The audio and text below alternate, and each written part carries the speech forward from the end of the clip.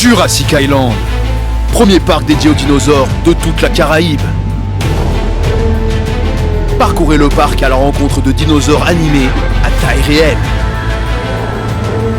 Au programme, plongez dans l'ère du Jurassique en réalité virtuelle avec la toute nouvelle attraction Jurassic VR. Infos et adresse sur le site www.jurassic-island.com. Venez vous fondre le temps d'un instant dans un autre monde. Martinique Actualité. Mes chers Martiniquaises et Martiniquais, bonsoir. Nous avons connu une année 2023 extrêmement dure, violente et difficile. Nous avons été témoins d'une guerre incroyable en Ukraine. Nous sommes témoins aujourd'hui de la guerre israélo-palestinienne. Ce sont des violences mondiales qui nous touchent de très près. Nous connaissons toujours les conséquences du changement climatique. Et ici, en Martinique, ça n'a pas été facile non plus.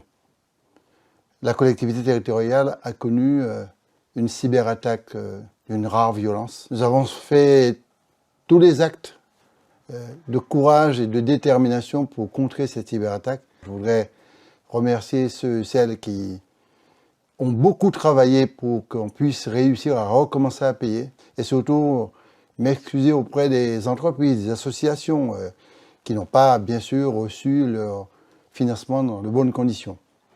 Nous avons aussi eu une année difficile sur le plan de la violence, puisque nous continuons à battre des records de personnes tuées par armes. Ce sont des moments aussi compliqués pour nous, pour les familles qui perdent un enfant, qui perdent un mari, qui perdent une femme, qui perdent un proche.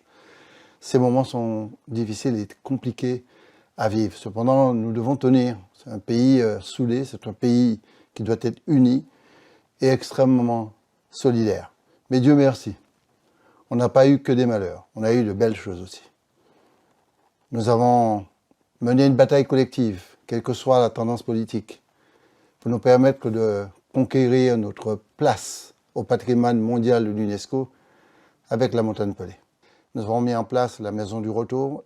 Nous mettons presque un peu isolé une politique familiale très dense. Nous avons quelques résultats déjà. Une trentaine de médecins seront installés bientôt. Et nous recevons beaucoup de demandes de personnes qui veulent revenir. Mais il faut surtout penser à ceux qu'il faut fixer sur le sol. Et puis nous n'avons pas oublié la politique de la jeunesse. Parce qu'il y a deux actions qui ont été menées très intéressantes. C'est le RÉGI, le Revenu Émancipation Jeune, pour permettre à près de 1500 jeunes de pouvoir travailler et exprimer leur force, leur puissance, leur qualité. Dans chaque individu, chaque homme, chaque être, il y a toujours une petite lumière qui scintille. Il faut absolument saisir cette lumière-là pour en faire un espace de progrès.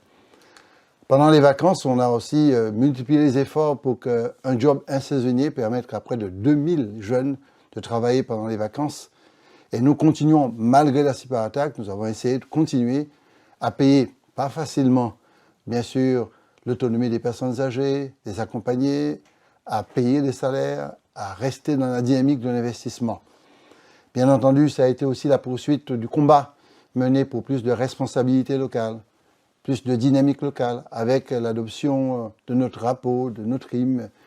C'est pas sortir de la France, c'est au contraire être encore mieux dans la France, appartenir à une république, tout en étant soi-même d'abord martiniquais et d'abord caribéen. Et dans le cadre institutionnel, le Congrès, qui est un acte démocratique extrêmement ouvert, a permis d'avancer sur les perspectives de négociation avec l'État. 2024 sera une année décisive pour notre pays.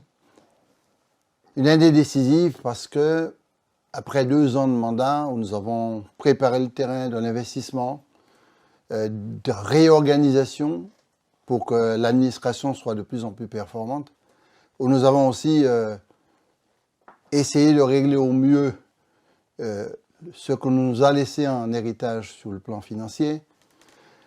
2024 sera l'année pour l'ouverture d'institutions très importantes, bien sûr, comme le cyclotron. Ce sera aussi l'année d'ouverture du pôle universitaire santé. Nous ouvrirons aussi le conservatoire d'art et de musique. Nous allons réorganiser les politiques d'investissement local, notamment autour des fonds européens, mais des fonds d'investissement aussi. nous installerons une agence de développement en Martinique. Ce sera la première agence, comme d'ailleurs toutes les régions sur le plan national.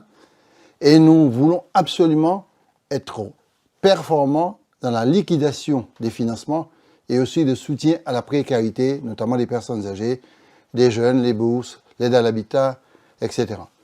Ce sera donc une année charnière pour nous, de telle sorte qu'on puisse propulser la Martinique dans une dynamique de développement qui sera propice.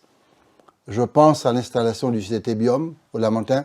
Cela nous permettra aussi de développer des politiques plus performantes en matière de pêche, en matière d'agriculture, en matière de culture, où nous travaillons sur beaucoup de sujets, notamment l'ouverture d'un espace destiné à des expositions d'œuvres d'art. Et bien sûr, nous allons concrétiser notre entrée à la CARICOM, puisqu'il est prévu que la Martinique entre définitivement à la CARICOM à partir de février 2024. Donc il y a beaucoup d'espoir et d'espérance. Bien entendu, je compte sur vous, chers Martiniquaises et chers Martiniquais, parce qu'il y a toujours des moments difficiles.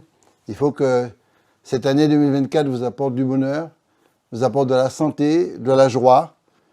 Et je profite de cette occasion pour vous souhaiter une très bonne et heureuse année 2024.